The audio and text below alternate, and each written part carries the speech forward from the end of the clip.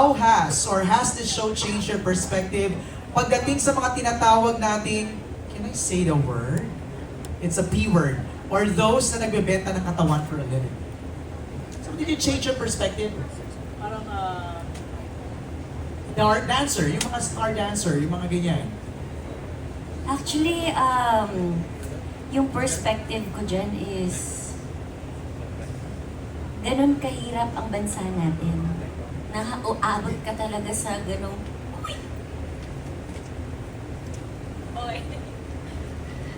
naaabot ka sa ganung punto para makahanap ng trabaho. Kasi hindi lahat, education mahirap sa bansang Pilipinas.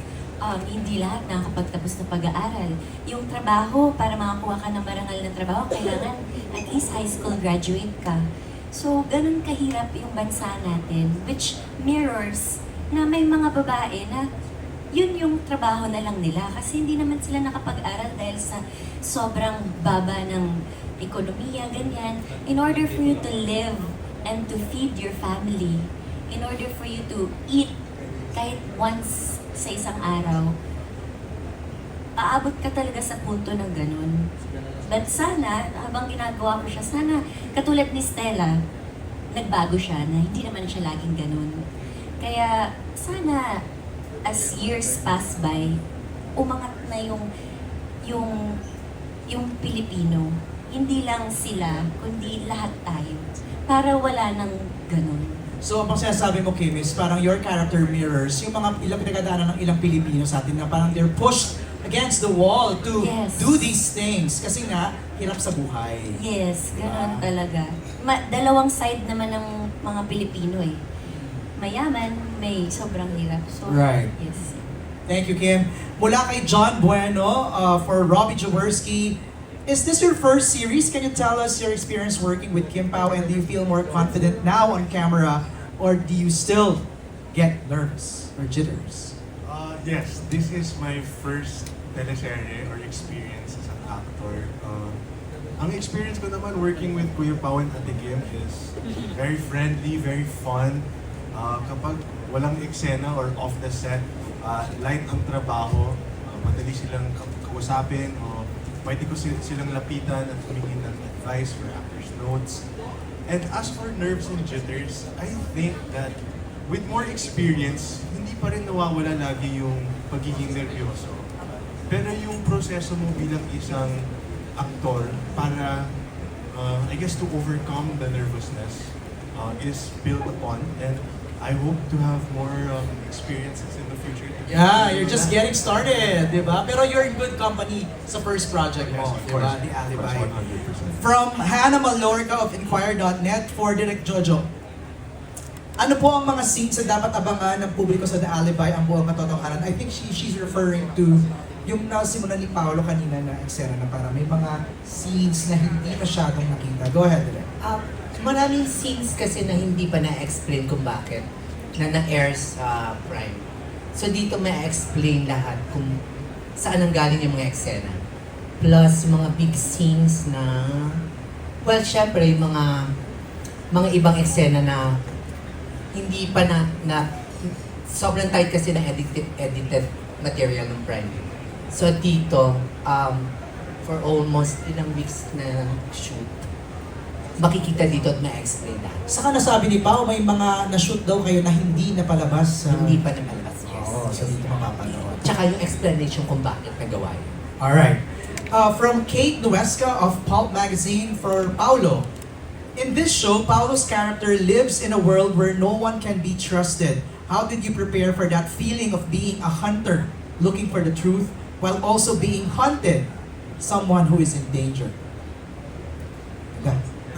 I think one thing during the time we were shooting The Alibi, a lot of things were happening in the Philippines as well. Parang we were hungry for the truth, di ba? Parang we were out for blood. We were out for answers, parang ganun. So I think parang that was one of my inspirations, and aside from that, it's just parang innate curiosity. Parang when you're curious about well, I'm a very curious person. Kapag may hindi ako alam, i-research ko lahat dahil gusto ko kompletong detalye. or kung nagbabasa ka ng libro, may madaanan kang isang salitang hindi mo alam. Hindi ko pwedeng ituloy dahil hindi ko alam yung ibig sabihin ng salitang yan. And it's the same thing, I think, that I applied in this role. When you're constantly searching for answers, not just about yourself, but for everything around you. Parang hindi ka mapakali dahil hindi mo alam yung katotohanan. I think it's the same thing with all our journalists. No, ang ganda na sinabi mo kasi kanina, kinakwento ni Kim how yung role niya mirrors the Daily Filipino, di ba? The lives of some Daily Filipinos. Ikaw din ganon. I mean, you mirror what should be the attitude of a Filipino to search for truth, di ba? Agree? Okay. For Kim this time. Kim is known for being the chinita princess of rom-coms that are usually very honest and pure, while her character in The Alibi seems to navigate a lot of moral gray areas. How did you prepare for the psychological weight of playing this kind of character? Grabe naman ang mga tanong. Oo nga eh. Ano naman talaga. Hello everybody, I'm Kimberly Chu from Cebu City. Charot lang. Yun yung kagandahan ng pagiging isang actor. Kasi naiikutan namin yung iba't ibang mundo ng lahat ng tao. So, masaya din na mag-tackle ng mga ganong roles. Kasi, ayun nga, for growth, for hindi ka lang naka-remain sa comfort zone mo. Pero pag binigyan ka ba na kunwari yung kay Stella, parang do you like look for pegs? Sinong maganda dito? Nanonood talaga ako ng mga films or Oo. yung mga tao, oo. May immersion ba sila direct minsan? Minsan, yung Merong, pag alam naman yung character, siya na yung search for that certain Oo. character. Pero may time ba na parang let's look for a case study, parang magkwento lang, gusto ko lang marinig yung kwento, parang may ganun ba kayo? Meron naman pag minsan. Alright. Okay, this is our last question. This is just part 1 of our Q&A. So, from Trisha Matias of Metro.Style, for Sophia, what's your favorite memory to look back on from filming? Actually, gawin na natin sa lahat. What's your favorite memory while filming? In Cebu? Tama? Is it 100% in Cebu? Hindi naman. Majority lang. 80%. Okay. So, what's your favorite memory? Isa natin. Kimi, yung inapakan ka sa mukha? Yes, Okay. siguro. And the rest of the, maybe on the choreography side as well, working with Ate Kim personally with her. And I've known her for a long time now, for a year maybe in Showtime, but now mas naging close siguro kami. And also seeing everyone here who are actresses and actors, kasi first time ko talaga, so hello, parang ganun ako. Ano bang gagawin dito? So, for the lang ako, observe. Tapos, I try to mirror what they do or like, I learn from them. And I ask questions as well, but mostly it's working with them closely. So, yeah. Wow, English ah. Yeah, bring that with So, you yeah. for your next project. Yes, sana Yeah. nga. Yes. Hello. PJ, ikaw naman. Favorite memory? Memory? Ano ba? Marami. The bonding itself. Kasi parang minsan nga pag-isip ko, excited na ako, magka-TV na kami. Chikahan na kami ni Kim. Nagtatrabaho ba kayong dalawa? O... Actually, parang hindi. More on Oo, chika. Or ang chika lang? Marami na kami na chismis, na shopping. Shopping. Ayan. Ikaw lang sa Kaya ako lang pala Shopee. nag-shopping. Yun ang kinakasaya ko pag day off eh. SNR ako. Nag-plug ka pa, PJ, ah. Okay. Mag-grocery ako. Nice. Pero masaya naman kasi doon din ako nag-birthday. Sinurprise nila ako. Akala ko kasi papagalitan ako. Sabi ko, parang okay naman yung eksena. Wala akong ginawa. Parang tinatalakan ako ng Direk Jojo. Sabi ko, Is a prank. bakit? Is a prank pala. Parang may Happy kitis birthday. tayo. Happy birthday, Thank you so PJ. much. That's a good memory. Yes. Diba? Angelina, ikaw, aside from sa first taping day mo na Well, as my first series, I think yung entire experience has been very memorable. Maybe yung my favorite taping day or taping days, my favorite moments would be when we filmed sa Temple of Leia. I feel like I really love that location and the scene and the part of the story as well. Just filming everything there. yeah. Thanks, Angelina. Robbie, favorite memory? Siguro dalawa yung favorite memories ko or two memories or experiences na I know I will never forget. Yung isa siguro, I'm sure naalala niyo naman lahat kung andun kayo noong Lucky na yun. Pero lumindol habang nagtitaping kami. yes! Yeah, so it was a little scary.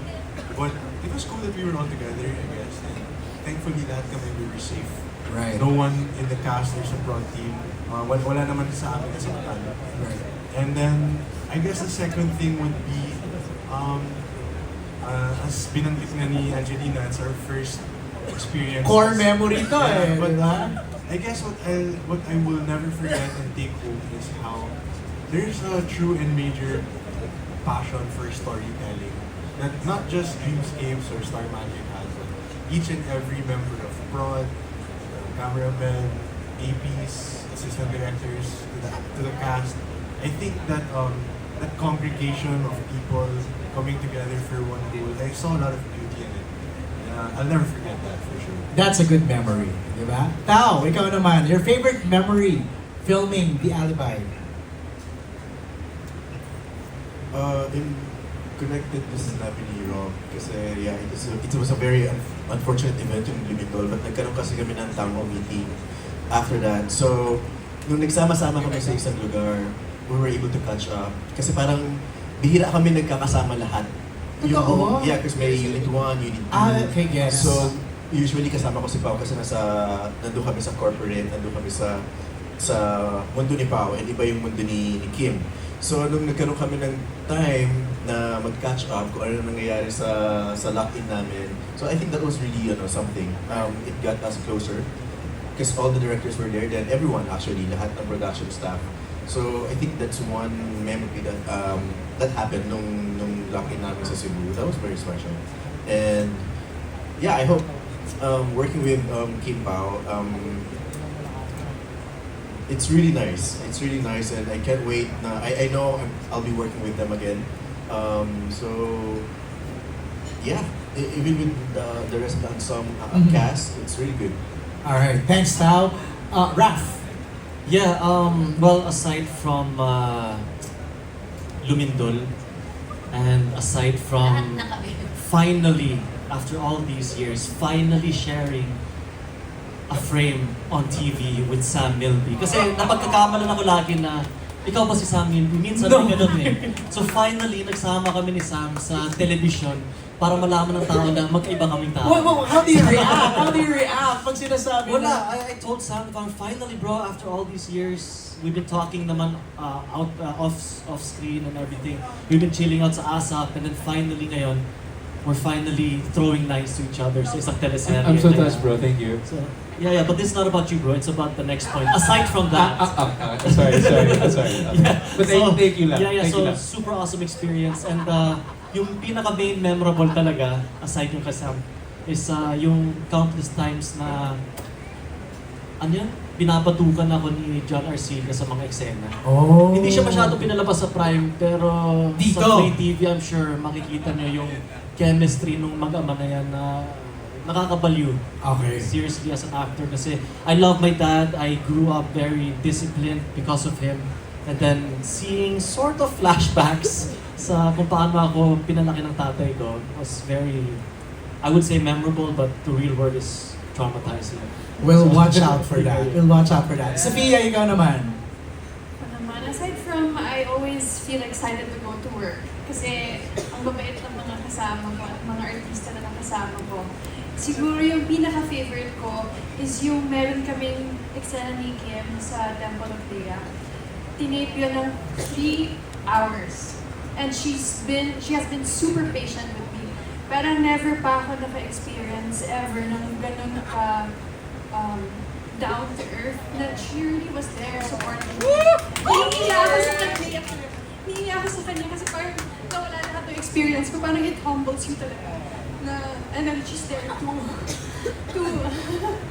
parang hinihingi ako sa kanya, parang deserve ko ba itong role na to? Parang gano'n. But she was there.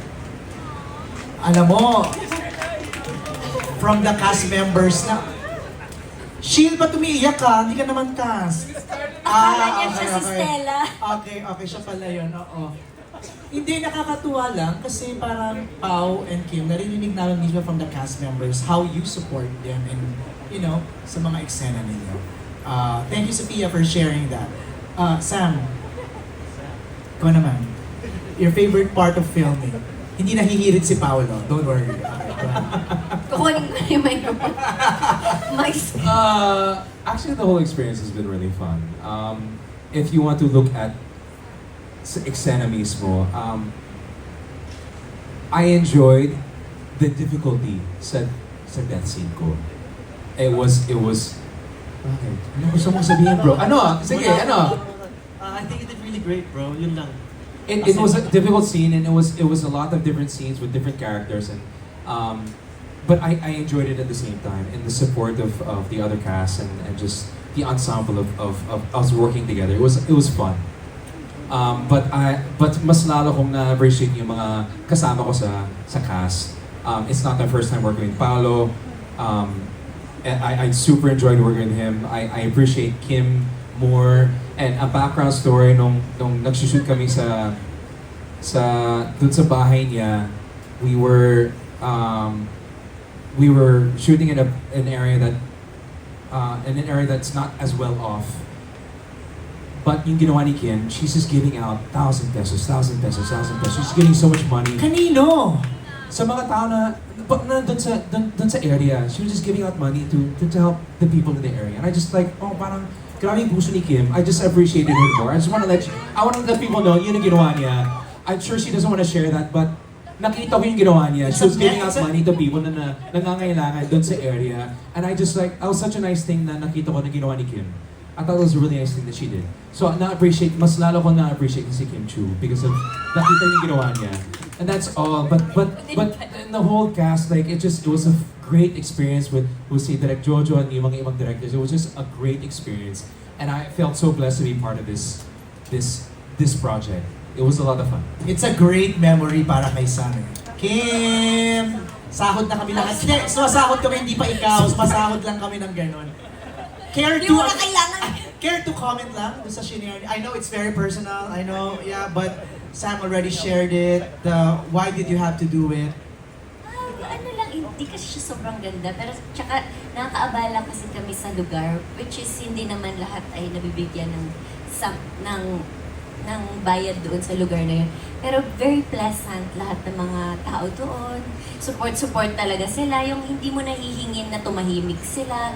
Hindi mo nahihingin yung supporta nila. Pero parang it feels like home kasi mga Bisaya po na dito. So murag ka nang it feels very close. Parang kapatid ko silang lahat. Uy, pasensya na kayo. Napupuyat sila, naaabala sila in their daily lives. Yet they support us and hindi sila nagagalit at naninigaw sa amin. So, in exchange, a little something. It's a good heart. Kim has a good heart talaga. No? Tsaka inutang ko kasi sa kanya, kaya alam niya, wala akong cash. May cash ka ba dyan? Kulang. Totoo ah? Oo, utang muna kasi kulang. Binayaran na ako, yes. Pero binayaran ko siya. Inutang naman pala. Pautang ng konti, wala akong cash masyado. Thanks, Kimmy, for sharing that. Pao, your favorite memory filming this?